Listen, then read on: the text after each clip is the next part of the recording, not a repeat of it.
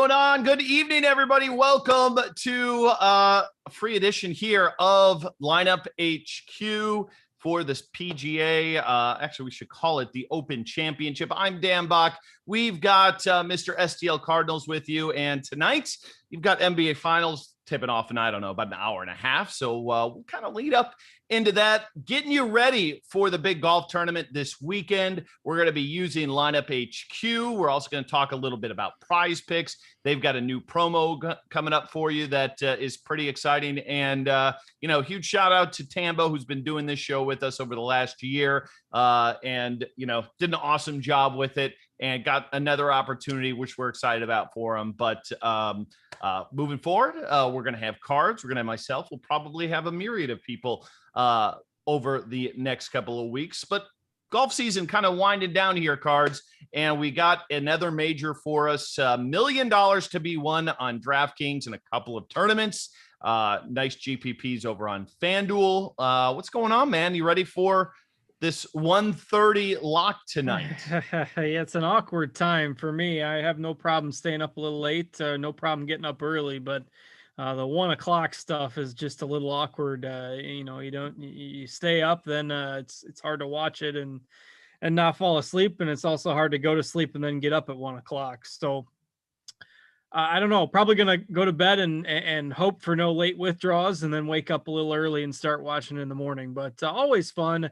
There's usually great TV coverage for this event, a lot more golf shots being shown on TV than what you often get with the stateside tournaments, and no shot trackers. So you kind of got to rely on that TV coverage a little bit. But it's a lot of fun. Nothing better than waking up, right away in the morning and being in the middle of the golf, and then it going until about 3 o'clock in the afternoon, and big GPPs as well, as you mentioned. So one of the last big chances, maybe the last chance to win $1 million in golf this year in DFS. So hopefully we can, help the people out here. And if it's not one of us taking it down, maybe somebody watching the show. I mean, I'm planning to enter these lineups that we make today. So hopefully we can say you watched us build $1 million winning lineup. That's the goal. Now, obviously, the wonderful thing about Lineup HQ is you make a little bit of a few tweaks here and there, and you've got a little bit different player pool than we do. So you're not copying and pasting what we do. We're going to talk you through it. Cards, you're much more familiar with Lineup HQ than I am. I'm more of a 3-entry max, single entry guy, but it's the last week, so I got to go all out here. So I'm building 130 lineups today. Do you know why I'm building 130 lineups in the builder today, cards? Because you're doing 150 and you already did 20 by hand. I haven't done 20 by hand. You're going to do 20 by hand. Will do 20 by hand. Yes. So all my single entry, 3-entry max contests that I do, you got to put them into the tournament, because you will absolutely hate yourself if you say, nah, I'm not going to put my $10 entry, that I made for a single entry contest into the big one, and then that one ends up winning. Like, inevitably, that's what's going to happen. So I refuse to let it. So I'm going to hand build 20. We're going to spit out 130 here on the lineup generator. And so that's the plan. We will, again, thanks to the chat. We'll be keeping our eye on the chat. And there's a lot of stuff to talk about with this tournament. Somebody mentioned player groups. Yes, we'll be using some player groups. We'll go through that. I've got 2 set up already for the AM PM wave. And obviously we're going to whittle down this player pool a good bit so we can hopefully get the right combination of players. Before we do that, though, I want to kind of start out with something else here, cards, with our friends over at PrizePicks. This is a pretty cool plug that they've got going, or promo they have going, where they just added the final finishing position as an option there. And again, this is something that you can do in most states out there. And it's basically like a fantasy player prop. So they have final finishing position, and you get to select whether you think they're going to go over and under. You take a couple of them, you parlay them together, and you get a payout. Well, here's what's kind of unique. What they're doing here is, for final finishing position this week only, if one of your golfers, if any of the golfers in your winning entry end up finishing in the top 3, they are going to double the payout. Think about that for a second. So if you've got John Rahm or you've got Rory and you end up have a winning ticket, they're going to give you 3 times the payout of that ticket. So you don't need them to finish in the top 3, but if they do, they're giving you a 3x payout. So it's kind of like one of those odds boosts, I guess, that you find all the time in the regulated sportsbook world. So I'm pretty excited about this, Cards, because I think there's an edge to be had in this. And I'm going to move over to something that I created. And this just shows you how bad I am at tech here. So, everybody kind of get ready to laugh at this, because this is what I've done, Cards. Everybody can see my screen. Is I went through and found what the true odds were, the closest I could to the finishing positions that we have here. So, for example, John Rahm to top 10 is minus 120. Xander to top 20 is minus 145. And again, the finishing position here is 17.5. So that's what I did for all of these props. So you literally did the like the pencil drawing tool. I did the pencil drawing tool on the player cards here for PrizePicks. So therefore we can, find what the actual, best value for us is from an odds perspective. Does that make some sense there, Cards? Yeah, I like it. So according to my research here, what I'm finding is a Rory Spieth combo. If you took the under 20 finishing position on Rory and the under 20.5 on Jordan Spieth, both of those are minus 200s. Those are the best odds that we can get. So to clarify, those are minus 200 at sports books. At sports books, right? Yes. It's not going to affect your payout at PrizePicks. This is just Dan comparing it to the odds to try to find the best values of these props here. So based on the odds, Rory and Spieth, if you're looking to bet under, those numbers are your top values there on that page. Absolutely. And the odds are not perfect by any measure. They're determined a lot by, where the money's coming in and whatnot. So those two are very strong plays from the research that I've done. Abe Answer was minus 140 to top 40, and we get him at 45.5. So I think we could maybe look at that at minus 165 to probably go under. So I found that to be one of the better options. And then let's see, we've got, that was the Spieth one.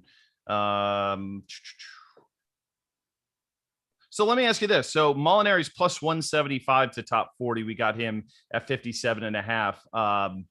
That still doesn't make sense, though, to take an over at that number. I wouldn't think. Yeah, probably not. If anything, Kuchar would be the one there, 2 to the left of him, because if you're looking to take an over at plus 275, I don't think that's a bad one. Morikawa up there at the top has pretty good at minus 175. Let's see. And we already touched on Spieth and Rory. Adam Scott was the other one I was looking at, minus 140 to top 40, and we get 45.5. So I don't think that's the worst option on the board either. Yeah, that's pretty good. And Snedeker plus 120 at to miss the cut. And those odds maybe even a little worse with that 65.5 number, because also of note for your DFS lineup building is that the cut line is 70 in ties here. We haven't seen We haven't seen a 70 in ties for a while because the PGA Tour doesn't use it. The European Tour doesn't use it regularly. But from everything I've read, they're still going to use 70 in ties for the Open. So unless that was something outdated, I saw it a couple different spots. Didn't spend a ton of time, but I do think it's 70 in ties this week for what that's worth. So if the way this would work here is I would get 3x my payout if one of these guys finish in the top 3. So that would take that $100 wager up to a $900 payout. If Rory or Spieth would end up finishing in the top 3, which is not an impossibility. It's not costing you any extra to go for that bonus. So is it more optimal to play 2 to try and hit it, or do we play 3 and hope it's giving us more odds to potentially get a top 3 finisher. I'd probably put a third in there. Okay. Well, we should probably look for somebody who has a better chance to finish in the top 3. So let's go Morikawa. Yeah, I like He's that. not, like I don't love him this week in DFS, but for the sake of this, especially when it's top 30, I feel pretty good about that. So $100 to win 500, or if one of those 3 people finish in the top 3, that $500 will be 1,500. I like it. Let's do it. We are in. Okay. So that is our PrizePicks play for today. If you haven't signed up over at PrizePicks, make sure you check them out. We've got 100% deposit bonus up to $100, promo code grinders. And again, this is just for this weekend that they are doing that promo there, cards. So excited. Sounds good. Yeah, nice little interface there too. So they're definitely making some positive strides there, and check them out. All right, so let's get to the DFS angle here for this British Open. What are we seeing on the weather front before we get even further into building out this 130 teams that I'm doing today?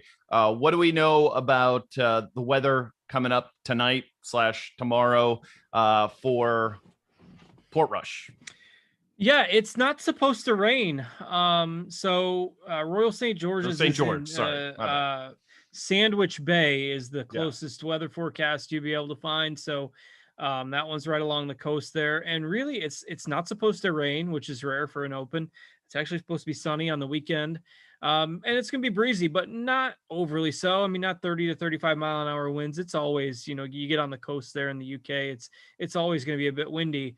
So they're calling for, maybe 14 to 18 mile per hour winds Thursday and Friday, and pretty much just breezy all day. It really doesn't look like there's going to be an edge to be had by targeting certain tee times, which often happens here. But, the weather can also change on a moment's notice over there. So I do think it is wise to, especially if you're building a bunch of lineups, which is what we focus on this show, to build some out that have, guys that are teeing off at concentrated times. And another difference between this event and your normal PGA Tour event is that they don't utilize both tees. They don't start off a 1 and 10. Everybody starts off the first hole, and it's just kind of a constant parade throughout the day.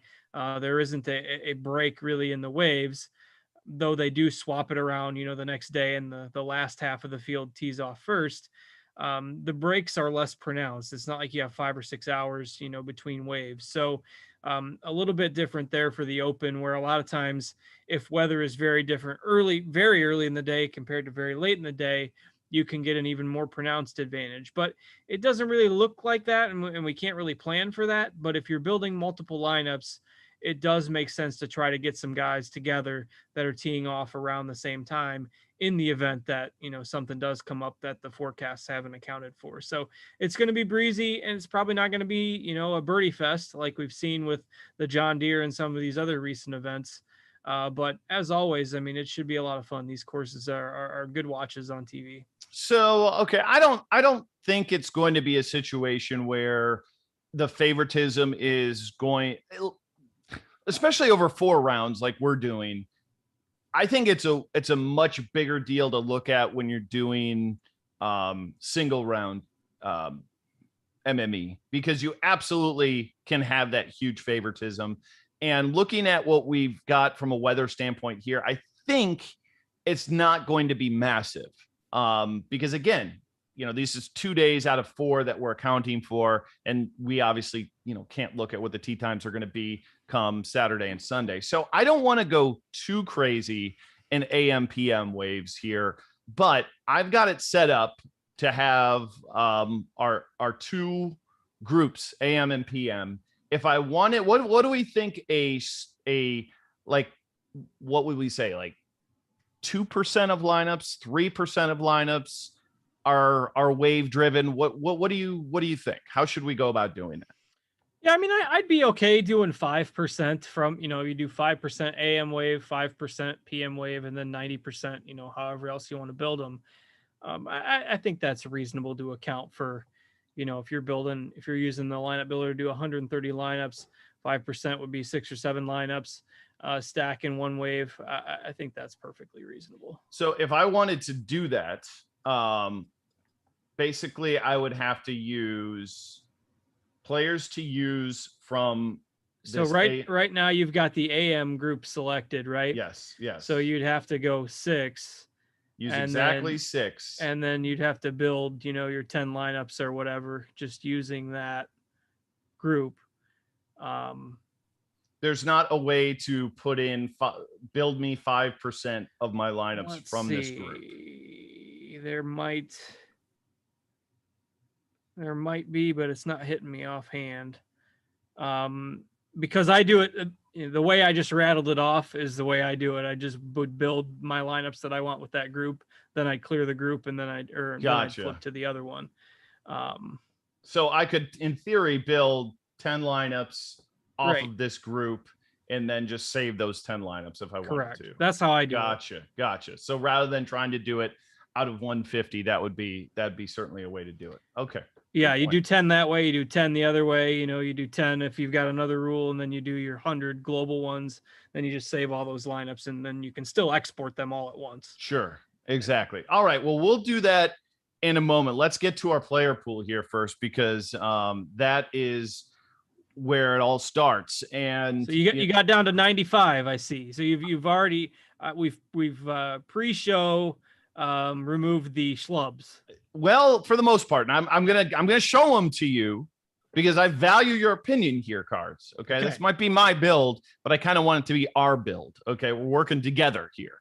So these are the guys that I excluded. Let me know if there are people that I shouldn't have excluded. Now, there's a couple big names here up the top in Morikawa and Zalatoris, which is strange because I just took Morikawa to be under 30. But I think that's mainly from an odds perspective rather than a DFS perspective. So you got to plant your flag in some places here. Yeah, I am out on Zalatoris as well, so no problem with that. Let's see. Just sort that group by ownership.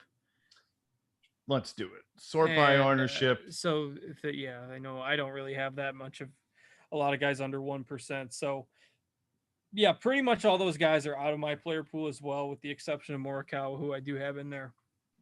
But I understand the logic behind not playing him. So I don't have a strong stance for anybody that you have excluded. There's no super scrub here that you're interested in.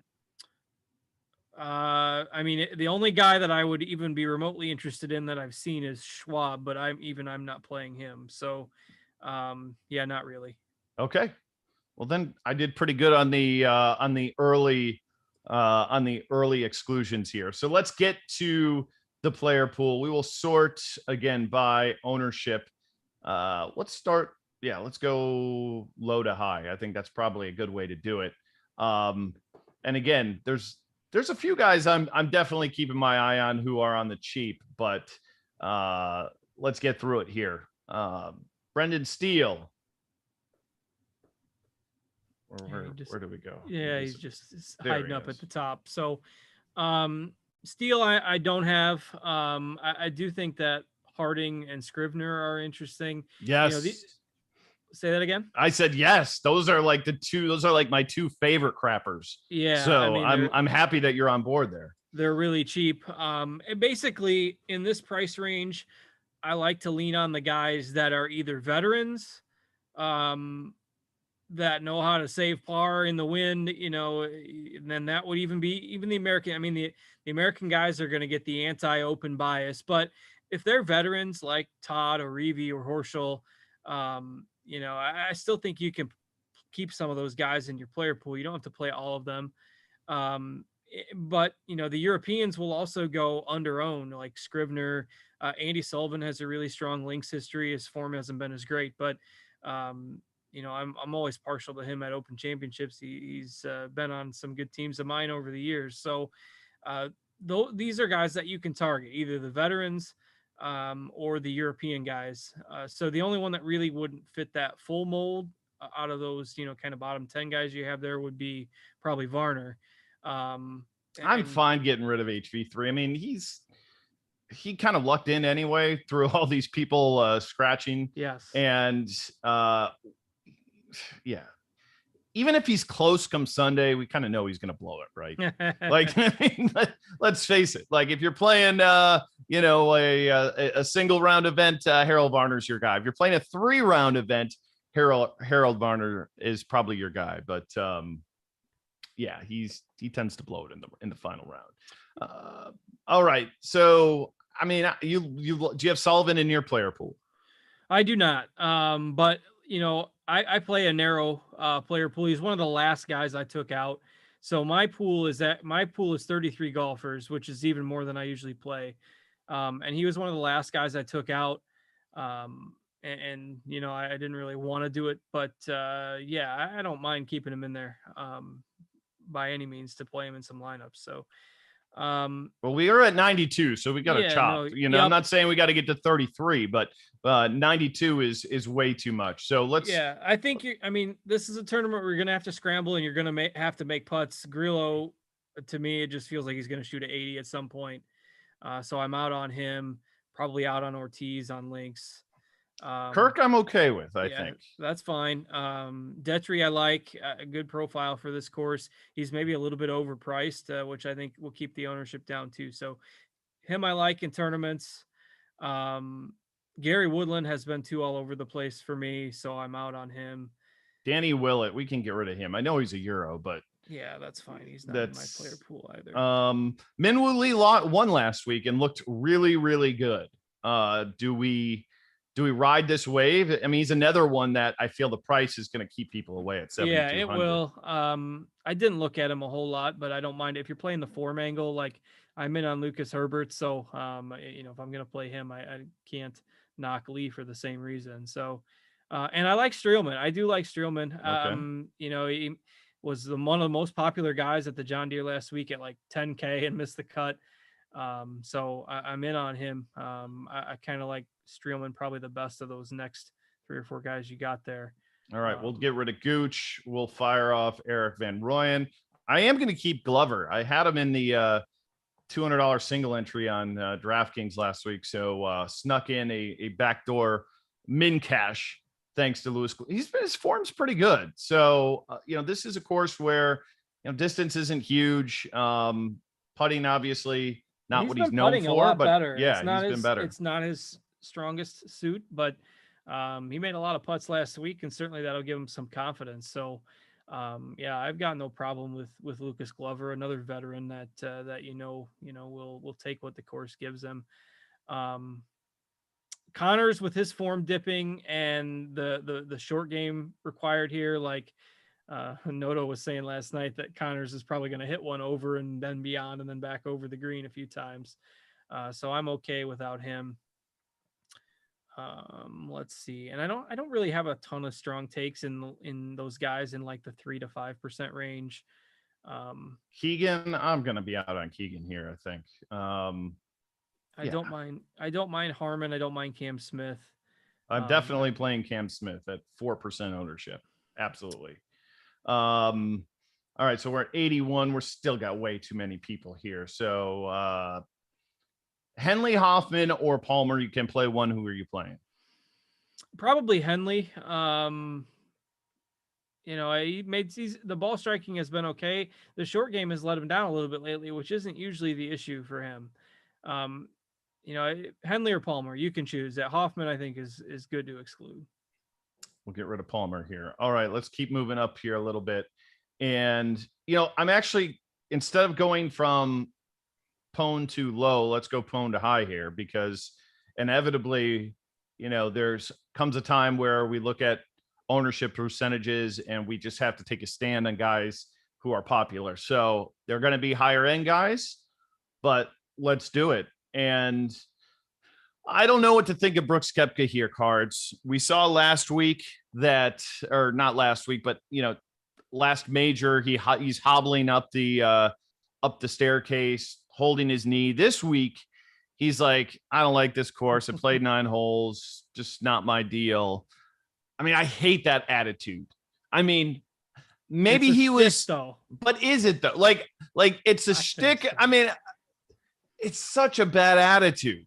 And I know it's Brooks and it doesn't matter. It's a major. Walk with a cane up to the tee. And yeah, I don't know. I'm not playing him, but I feel horrible not playing him. So you're not playing him I'm either. not. Okay, I'm gonna exclude him. I'm not feeling it. Um, I'm also not Harris. playing 17% English either. That's just way too high. Like, I Wow, we know think English alike. has been very good, but really there's not a whole lot separating English from Stuart Sink or, Brian Harmon or a lot of these other American guys that are going to be a third of the ownership. So play those guys. I'm out on English as well. What are your thoughts on Sam Burns here at 6,300? He's the cheap guy that everybody looks at as totally underpriced. I think this 11% is too low. I think that I love our boy Trey. He's one of the best in the world, I think, when it comes to golf ownership. I'll be shocked if he's below 20. Yeah, I really will be. I'm out on him too. And again, this is just a game theory thing that, we talk about fading the cheap chalk a lot, and He's not playing well even, right? Like, he isn't. He withdrew yeah. at the PGA or one of the majors, and he had the big wins, and it was great. I mean, I had him on our scores and odds the first time he won. It was 90-1, and I've got there's a place in my heart for Burns. I won a GPP that week, and so it's not that I'm an anti-Burns guy. It's just when you're at an event like this. I'm not sure if it's his first open or his second, but in any case, he doesn't have a lot of experience, really doesn't have a lot of links experience, doesn't come in with any form. And he's the obvious guy down there because he is underpriced. He should be, 6,900 or 7K, like some of those other Reeves and Harmons and Streelmans. He shouldn't be 6,300, but it's not like salary's a massive consideration with it being softer for a major. So I'm just out on Burns, and I feel comfortable with that. Like, I'm not comfortable with being out on Koepka, but if Burns is the play that beats me, then I'll just take my L on it and get him next time. But yeah, I'm out on him. All right. Any of these other, I mean, these are all pretty good players right here. Berger's the other one that's driving some pretty good ownership at 7,400. I mean, we don't have to fade entirely all this chalk. So, we don't have to go this route, but do you have, the only guy that I don't love in this area is Cantlay. Has he had a good British Open performance? He's played better the last month. So that's what's got the ownership up. I got his open history here. Hang on, I just gotta. Nothing pops in my head about 41st him. 41st and the 12th. Those are his only 2 trips. Yeah. I mean, I don't know. I think, the one tournament he won, he was lucky to have won that tournament. That was the John Rahm WD. And that was on a course that he's always great at. So not saying you hold that against him, but at least that made some sense here. I don't know if he's. Yeah, I mean, if there was a guy in there, I don't. I've got him in my pool, but I'm okay with Xing him. Okay, out if you're I'm gonna X out. Okay, let's take a stand there. Okay, the other guy I'm not playing is Casey, just because I'm not sure about his neck and his back, and he's looked injured the last 3 times we've seen him, and he hasn't really played in a month.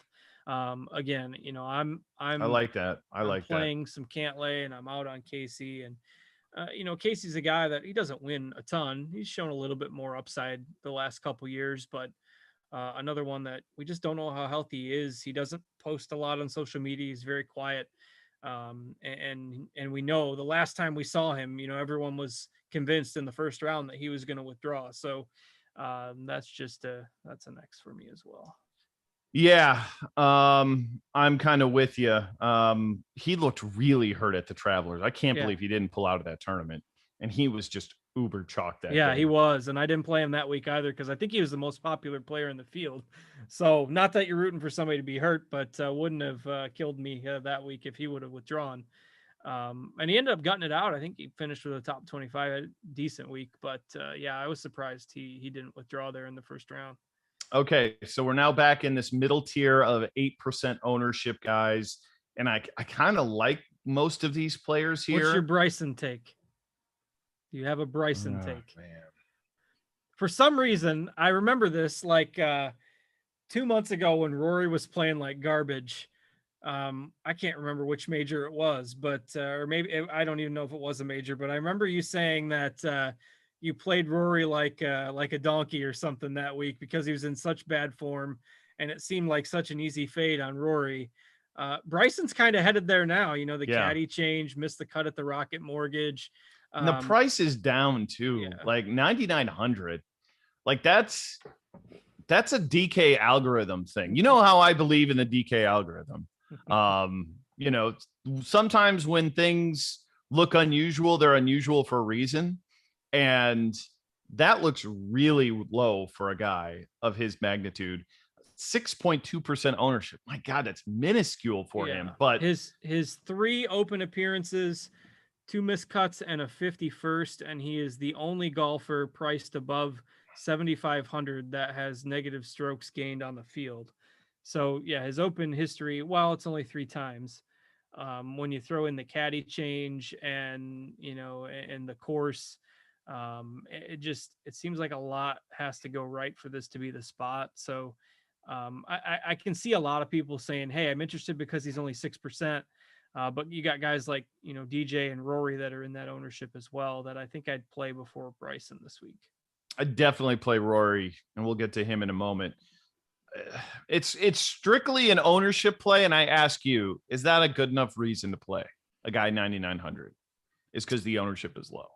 For me, it's not, only because we've got so many other guys. Like Webb is at that ownership too, and then Rory Webb's done. Webb's lost. Well, that's fine. I mean, either way, you got so many guys in that ownership range that if this was a week where we didn't have a whole lot of 5 or 6% owned guys we like, I mean, you've got 30 or 40 guys that are 10% or less that are going to be interesting. So if it's the ownership alone that is keeping him in there, I don't think that's the reason to keep him in there. Like if you like him, you think he's going to bounce back, and he's got the itch, with the last couple of weeks being rough, and Brooks calling it National Caddy Day when he split with his caddy. Like if he's got the fire and he's going to go do it and he's going to drive the ball well, then keep him in there. But if it's just the ownership, I think you take him out.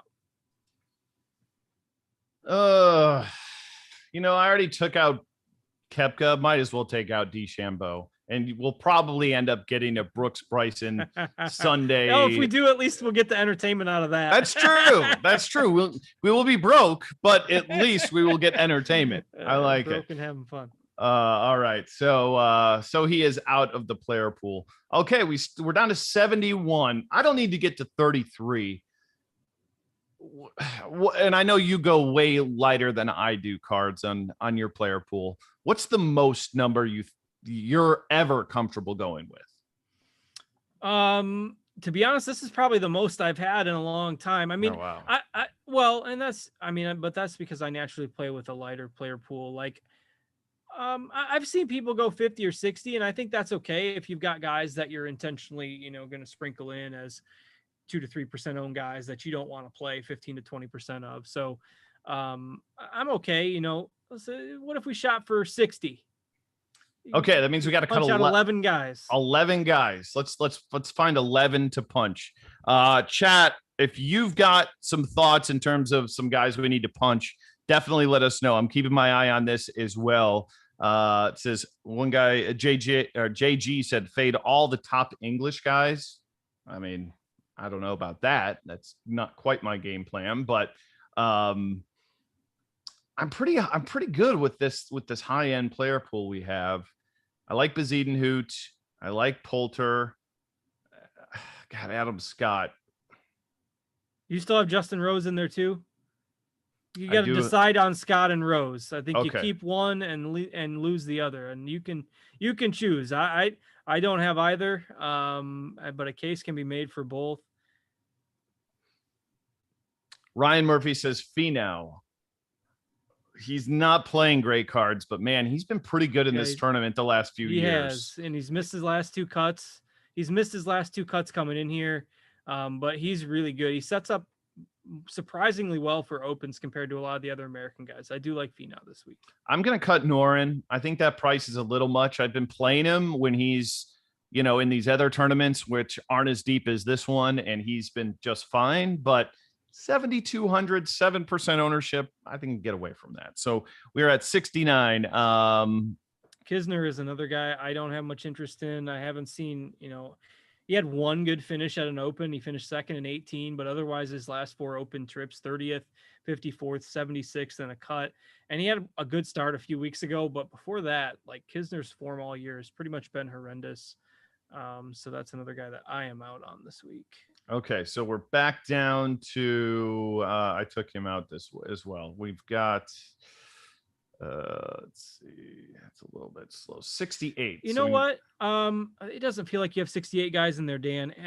Click that scroll up. I think I might know what's causing this. Go to uncheck the hide unprojected box and then scroll all the way down to the bottom.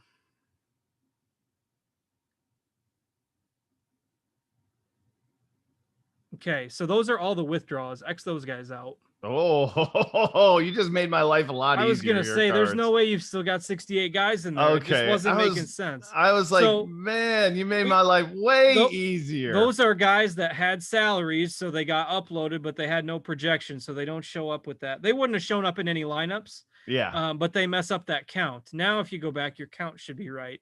And then you can check that. 49. Okay. We're there. I was going to say, I'm sitting here thinking, how do you still have 68 guys? It really doesn't feel like you have 68 guys. Now you can click that hide unprojected box again, just so that doesn't screw you up going forward. All right. So 49, I think is all right. Yeah, that's fine. I'm good with this. Okay. Let's talk about what I think is going to happen in this tournament, because I think that's where we're kind of building our lineups here. And I mean, it sounds crazy to say, like, or it sounds foolish to come out here and be like, Jon Rahm's going to win the tournament. But I've been seeing some of the data out there. Data Golf had a tweet earlier this week comparing like how much better he is than the rest of the field. And it's very similar to what we saw with like Tiger Woods back when he was kind of in his heyday. And this could be just like a Rahm runaway. And I know in DFS, I mean, at 11.3, he's the highest price out there, but I think it's for good reason. I really think it's going to be Rahm or Rory or Spieth. Those are the 3 guys I think who have the best chance to win this tournament. That's what I'm going with. Yeah, I mean, it's pretty incredible. Rahm, I believe, top 8 finishes in all 3 majors this year. And look, the only times in the past where Rahm went through rough stretches were when he got in his own head. Like, the only guy that's ever really knocked Jon Rahm down is Rahm himself. Yep. And he has, he's pretty much gotten over that, hit a bad shot and sulk for 5 or 6 holes like that. He doesn't do that nearly as much anymore as he used to. He's gotten better at kind of putting that off to the side, and it certainly shows in the results. He has plenty of experience, in the European Tour events. He used to play them a lot more than you see from most PGA Tour guys. So really, you can't ask for a better setup for him. And there's not a single element of his game that is below average at this point. His stats are absurd. So yeah, if you want the best guy in the field, Rahm is the guy. And he's like minus 1,000 to make the cut. Which in something where, over half the field gets cut on the weekend, having 10 to 1, make the cut is pretty good in this day and age. So, yeah, even though he's going to be popular, it's hard to not take an overweight stance on Rahm here. So he's at 22% ownership. If I go 45%, is that too much? I don't think it's too much if it ends up working with the build, a lot of times. Okay. And I don't think you've got this problem. I think you've got enough value guys in there, but what people run into a lot is they have too many high-end guys and not enough value guys. And then you end up not being able to get 45% because you don't have enough punts. I don't think that'll be an issue for you. But I mean, if you're trying to get 45% Rahm and 45% Rory and 45% Spieth, that might run into a problem. But yeah, I think you could go 45% Rahm and then overweight, but not crazy on those other 2 that you really like. And then, and it doesn't take as much to get overweight on Rory because he's only going to be like 8 or 9%. So, So for Rom, how do you like to do it? If I'm looking at like 45% is what I'm looking at. How do you set your min max Yeah, I over usually, I here? mean, you got to give the builder some slack, Yeah. because otherwise it's gonna give you wonky builds. So I usually put 5% plus or minus. So if I want around 45, I'll do 40 to 50. And you can always maneuver around a few lineups after the fact if you don't like what it gives you, but you give it a little bit of a range like that. Usually that helps the builder work. All right. So I like him. And Rory is the other one that I feel really good about in this tournament, especially if he can somehow play well on Thursday. And the price isn't cheap on him either. I mean, this is another one of those kind of DK algo plays that I talk a little bit about, and it doesn't bother me that he's priced up here. And yeah, only 13 per or 9% ownership. I mean, I'm happy to go like 3x the field. So if I go 25 to 35, Yep. I'm okay with that. So those are my top two plays. And then I had Spieth as my third. Problem with Spieth is we've got a ownership projection of him at about 30%.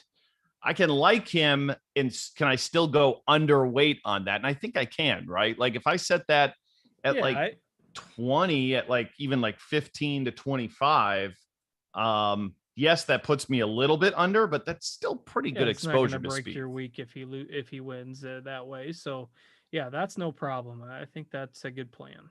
All right. Um, so what's the next plan for us here in terms of setting this up in terms of other exposures? Yeah. Are we going through we don't need to min max every single Yeah, no, player you in the don't. field. I usually min most of the guys because otherwise, you can get. I'll leave the max open quite a bit and let it work, but the minimums, especially on the lower owned guys, if you want to make sure you're getting at least 8% or 10% or whatever of the low end values that maybe the projections don't like as much. I'll usually set minimums on most guys just to make sure I'm at least getting that low end exposure to those guys. So yeah, that's probably what we should do is look at these lower tier guys and rank them out how we like them the most, because these are the guys that are going to get the most exposure here with Rom in this build, right? So correct. Yeah, you get a lot of those with your ROM lineups. we will. So Scrivener, for example, let's say I really like him. I mean, he's less than 1% ownership. So whatever we put in here, we're going to have major leverage on the field. How crazy do you like to go on these scrubs that are less than 1%? Like, so for my guys, from out of my 33, most of those guys I did 12 to 15. Now you got a few more golfers in your player pool because you have 49. So, maybe you go 8 to 10 or 8 to 12 on some of those lower end guys.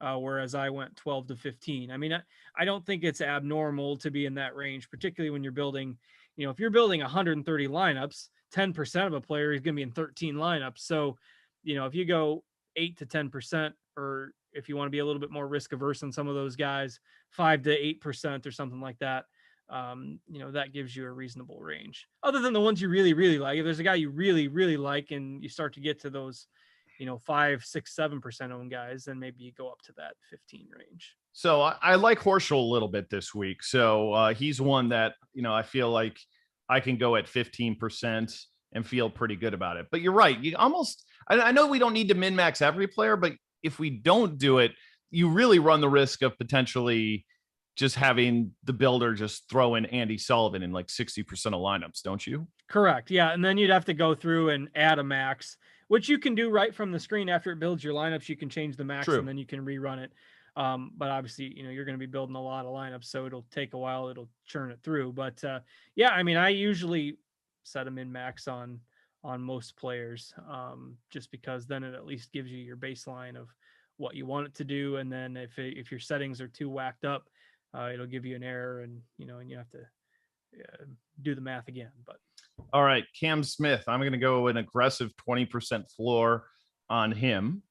Do you have Ricky Fowler in your player pool? I do, and I haven't played him maybe but 1 week over the last couple of years, but He's got a lot of links experience. He fits all the criteria of the veteran, and he's cheap now. And I know he's gained a little steam over the last few days, and maybe it's just a narrative and wanting Ricky to, find his form and get a major. But for better or worse, when we're crying over that Brooks Bryson final pairing on Sunday, we can cry about Ricky missing the cut together too. Absolutely. Let's see. Any other guys here that you have? I mean, we've got Justin Thomas. These are top players here, which we're so heavy on some of these other guys. Yeah, you're not going to be able to get overweight on those guys, but you shoot for something like 15% or so on them, or some range of 12 to 18 or something on those other top end options. You'll be fine. All right, so if he goes Xander, and those are the guys there where I really wouldn't set a maximum, because if you're able to fit more than the 20 or the 15, then fine. The guys you don't want are giving you 40% minimum Lee or something like that. And those guys you really don't have to worry about being way. Gotcha. Scotty Scheffler's a guy I like. You like Scheffler this week? I mean, I think I'm going to put him in that 20 range. Don't mind that. I'm a sucker for Fleetwood as well in Europe. Oh, God, man. I've lost so much money on Tommy Fleetwood. You know what? I don't hate it because you're right. He is in Europe and he's lost me so much money over time. It only would make sense. Well, either A, what's a little bit more, or B, how fitting would it be that he's the reason I win $1 million?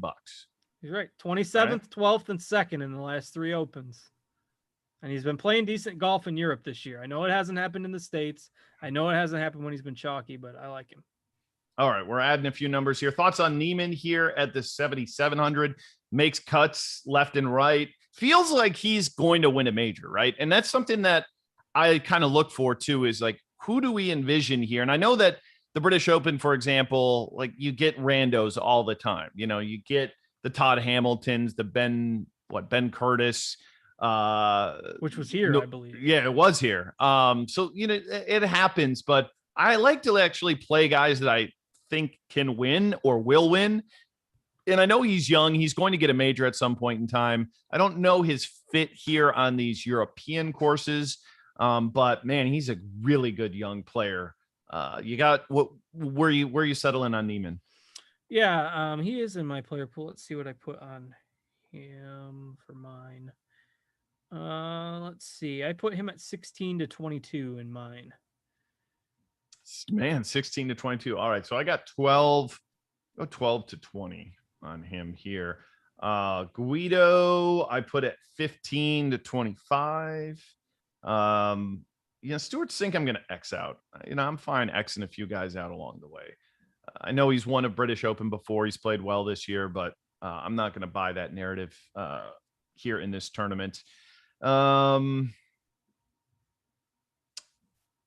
Anybody else? Oh, Glover. I'm okay on Glover. I like him. 10%. And then Glover. I just think, the other guys that you don't really have a strong take, go slightly overweight on them or with the field, and then you'll be at a point almost where you can see at least take a first pass and see what the builder gives you.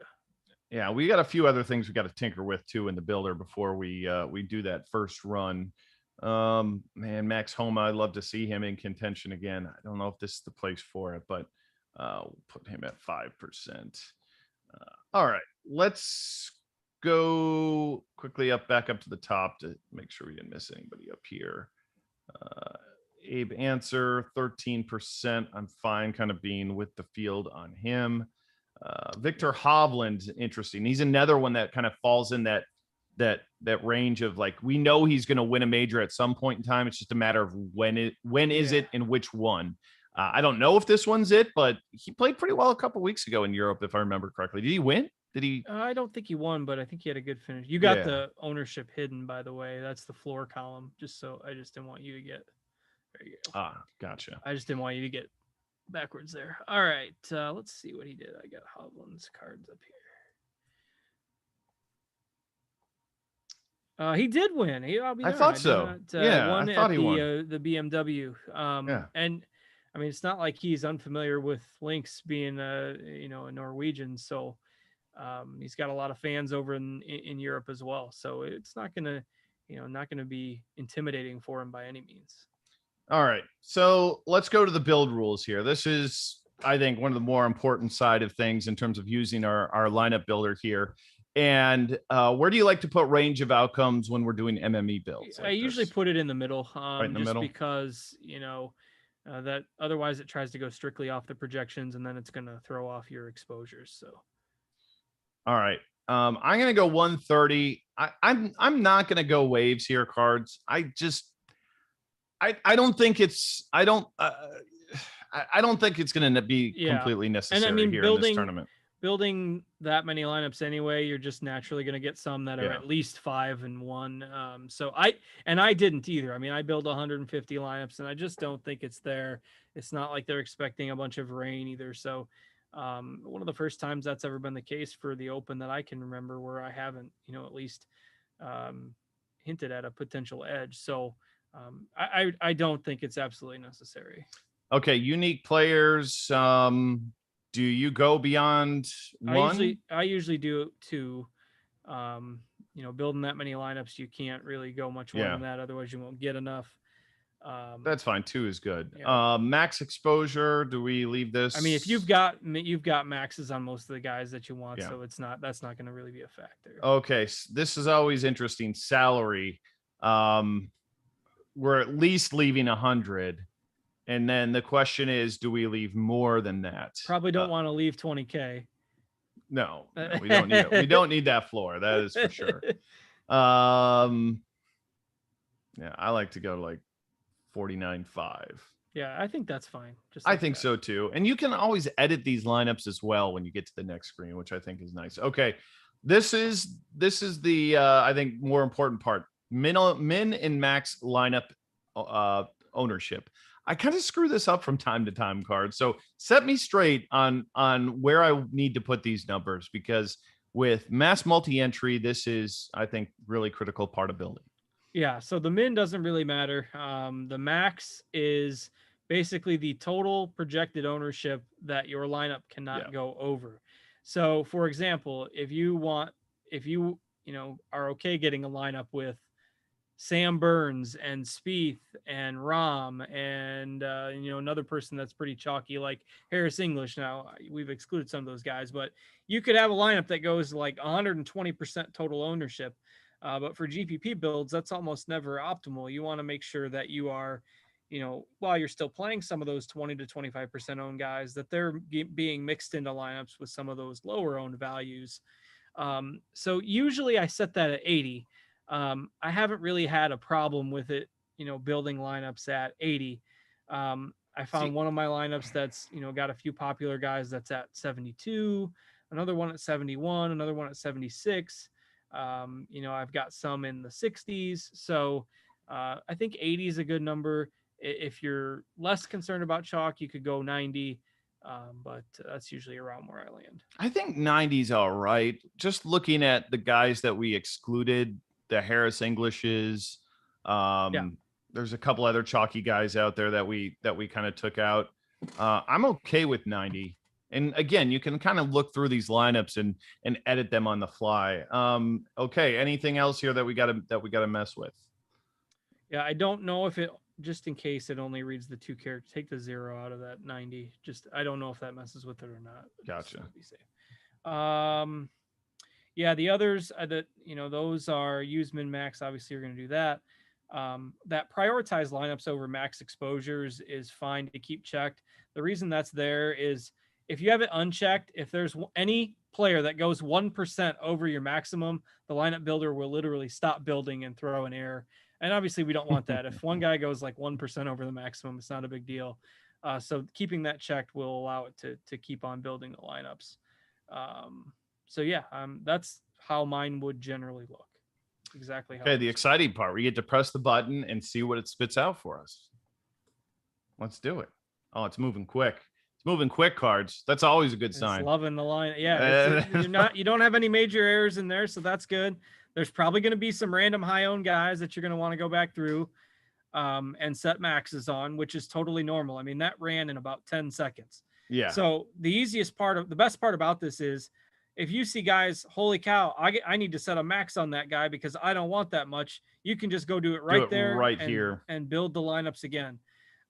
So, a lot of times I'll do this and then I'll go back through and I'll change 5 players and I'll run it again. Yeah. And like Burger is a perfect example of that. I'm okay with Burger, but I'm not in love with it. I certainly don't want 30. I don't want him to be the second highest owned player in my player pool. So for that reason, I am fine. One thing I want to kind of quickly go back to, and we'll get back to this here in just a minute. But if we go to the player pool, you see this bump category here where you quickly bump the build projections used for said players up and down. So, for example, Abraham Answer was at like, I don't know, 30% owned. If I bumped that down, would we likely get less of him in our builds, considering we went with that, 50% in terms of optimal versus random? Yes, in theory, yes. Now, to be transparent, this is the very first week we've had this. We're just trying this out. So this will be a good test case for it. That is the intention of that right there, is to bump him down 2. Let's just see what that does. Okay, let's bump him down. You can go up to 5, but no need to do that. But bump him down 2, and we should probably actually, just for the sake of this experiment here, cards, we should probably go back and let's just leave Burger at 0, so you can see what actually happens. Well, you gotta, otherwise that'll give you 100. 0. Sorry. Yep. All right, let's just see what this happens here on moving Answer down 2. Yeah, my guess Bump is that 2. Burger should be higher, or somebody else will be higher, and Answer should go down. Let's see if this works. Answer should. Hey, it works. Look at that. So Answer down to 20. So there we go. Okay, and I'm okay with that. Streelman was. Yeah, we've replaced him with a lot of Streelman. I don't want that. We've got a tad bit much of Kevin Streelman here, so we'll go 1 to 10 on him. Smith at 20, I'm fine. Scheffler, I'm fine. Burger, let's get back in, put him back in that range that I'm more comfortable with. The 15, I don't mind Hatton. Actually don't mind Answer, but this is an okay number for it to be at. I'm actually pretty good with a lot of these numbers, to be honest with you. Even Brian Harman at 18%, I can live with it, even though I didn't have a number on him. Horschel, interesting that he just came at 15 when I had him at 15. And so you think that's a situation where I bumped the projection a little bit with Billy Horschel? Either that, or that's also because we only went to 50% on the randomizer. Our projections don't like him, so they're going to keep him towards the bottom end of your range. If you were to move that randomizer north of 50%, you'd probably get a little more. But I don't need to use that. Let's just use the bump, because he's a guy that I kind of like, and just because projections team doesn't like him doesn't mean that I live and die by what they say, right? Yes, he was right down. I saw him there just a 60, second ago. There he is, Horschel. So we'll bump him up to. All right, we made a few other changes. Let's build it out again. See what we get. It's pretty fun, man. These multi builds, like, you can just mess around with this stuff for hours. Since it builds so fast, it's not like you're waiting 5 minutes between. See, so you notice with each iteration, you're getting a little more comfortable with what you have, because you're clearing out, you're clearing out the guys that, maybe were a little too high or a little too low. So there's Horschel. He's up to 17. So you got a couple more Horschels than you did before. This is all looking pretty good here. How do you know when you decide that, like, this is the build?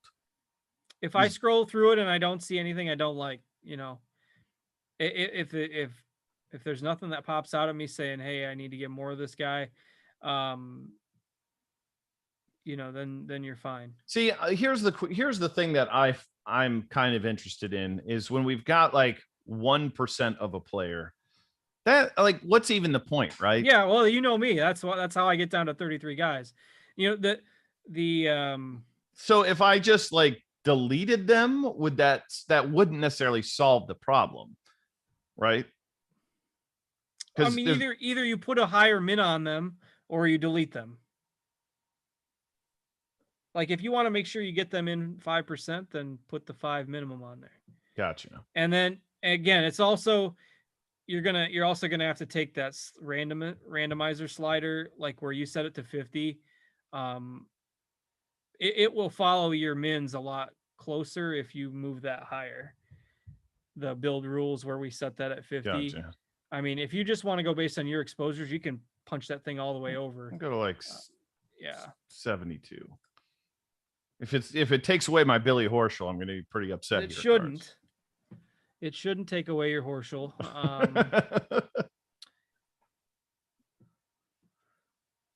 Okay. Berger, Billy Horschel right there at 15. Man, it's just barely getting my Billy Horschel numbers in there.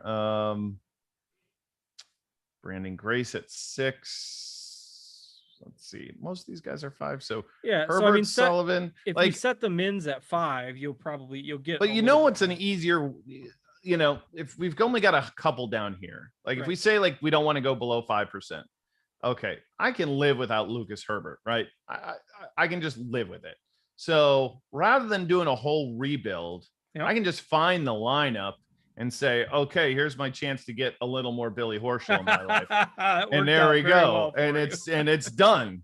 So that I really love that aspect of the builder too, of being able to do that. Just go and search for the player. So Andy Sullivan, another guy, like, I don't think I need him. I really hope that Herbert's the guy that I really need to, if you can live without him at your 1%, but my like 12 would appreciate him playing fairly well this week. Okay. We added a Guido right there.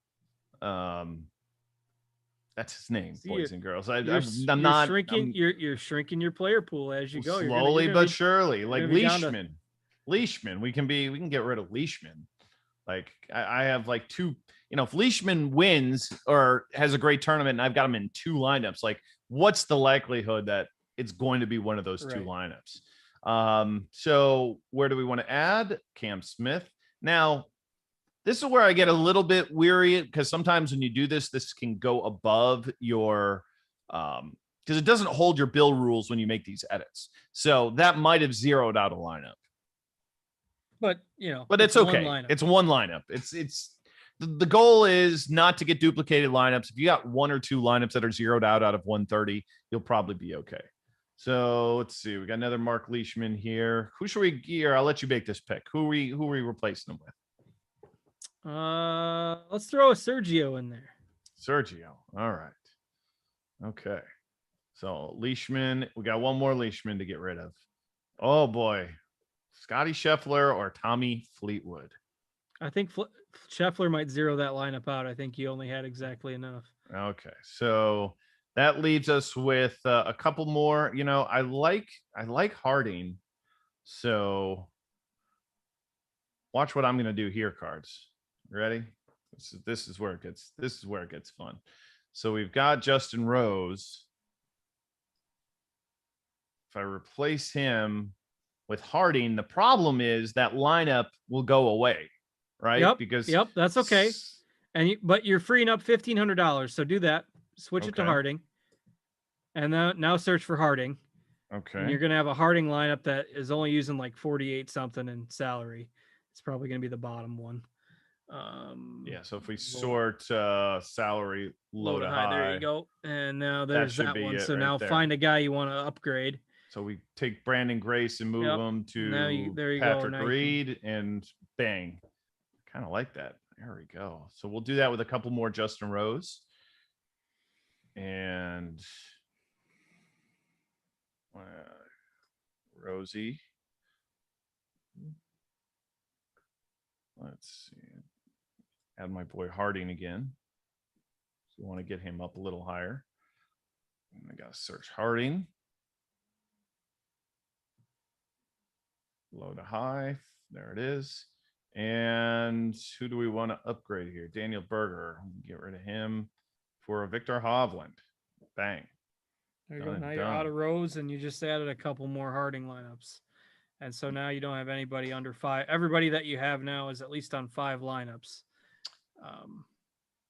I'm okay with that, right? Like might be a I little don't. bit low, but I mean, now you're ultimately down to 43 golfers. I'm very proud of you, Dan. well, when you got rid of these zeroed out guys, that made life a lot easier. I'm not gonna I'm lie. sitting here trying to figure out how that mathed out to like 70 golfers. I'm like, Either there's no way. And then I remembered that I had the same problem. I'm like, Yeah. how do I still have 50 golfers in here? And it was all those withdrawals this week. It was like 16 of them. So I'm pretty good with I this. think Now, it's okay. I mean, I don't see anything. You got your, I mean, your big stands were Rom and Rory, and you got them both in your ranges there. so I will say like 22% Yeah. Brian Harmon feels kind of a lot. So let's Yeah, you go can in see it. here. Now now the key is you kind of got to manually edit them now, because if you rebuild, you're stuck with the 1% guys. They're going to come back again. So And I'm totally fine doing that manual rebuild. And I'll tell you what a fun way to do it is here. If you find two guys that you might want to, like, I could say Kokrak, for example. Okay, I want more Harding. I'm going to put Harding on this team. And then I can change Harmon right here. And we can go Tommy Fleetwood, for example. And boom. So we made one edit there. And we can kind of look at Harmon down a little bit. knock down Harmon a little bit. So here's another one, 7,100. Had a little bit of salary to fill here, so we could go with I got rid of Lee Westwood, so we're not going to do that. I'll go with Ricky Fowler. And that's the other thing I like to do is when you do these edits, you can look at the lineups where you've got the most money left. So here we've got 49.5. So therefore a Harmon, if it was, let's say 49, or, this one's zeroed out, but 49.9, if you want to come off a Harmon, your options are way less than these other teams that have money left on the table. So not saying we got to zero out these lineups, but hey, the choices are way greater when we've got $500 of extra players to use. So Bobby Mack, put Bobby Mack in there. You like Bobby Mack? I do like Bobby Mack. Okay. And he's in an interesting, I was just looking at this before we went on the air. Like a couple Bobby Macks for you. Bobby Mack is golfing with Schauffele and Fowler, so he's in a pretty prestigious group there. All right, we'll go another Ricky Fowler lineup here. Where are we on our Harmon exposure? Down to 19%. Still fine making a couple more edits. I kind of like doing it this way. It gives you a little bit of a opportunity to do a semi-manual build. Oh man, let's see. Harmon here on this one. Get do another and Ricky then that Fowler. way you can control who you're switching them Exactly. to. You can see who you're getting a little bit more exposure to when making these edits. So Harmon's down to 17. Let's see if we can get two more edits on him. Let's see. Harmon, we'll move him to a. Oh man, I only really like McIntyre and Fowler. Like the only ones that I really want to. Well, go to that boost. Go to that. Go to the 50K one. Wasn't there one Harmon that was zeroed out? You're right. Then you can move him down to somebody down a couple hundred or something for one of those. Here we go, Guido. Bang. Okay. Good call there, cards. All right, so we are sitting at now 15% Brian Harmon. I'm comfortable with that. So basically the highest owned guy that is zero that we don't have one with is Kokrak and Harmon, and they're at 15%. I'm cool with that. That doesn't bother me too much. So yeah, I mean, and pretty much everybody's within your ranges there. So yeah, that's the point where I say it's okay, and you can, is this it? Are you telling me, Carbs, we have $1 million winning lineup here then in this export to probably .csv? one of the Harmon ones that you just got rid of. Oh god, that's the winner. that's the wonderful thing about at least the lineup builder is there's no way of knowing. Yeah, you're never gonna know. Like, do you think that there's actually people out there who go through their old .csvs and be like, this one would have won? Like, how much of a dork could you be? Gary Stoddard from the chat says, I need somebody 6,800 or less on DK. Let's help him out a little bit. 6,800 or less on DraftKings. What you got for Gary there, Cards? Yeah, so I think Herbert is fine. I think Streelman is fine. Scribner and Harvard and Harding are the two guys that Harding I like. Yeah, if you're looking for a little more off the board, I think Harding is fine.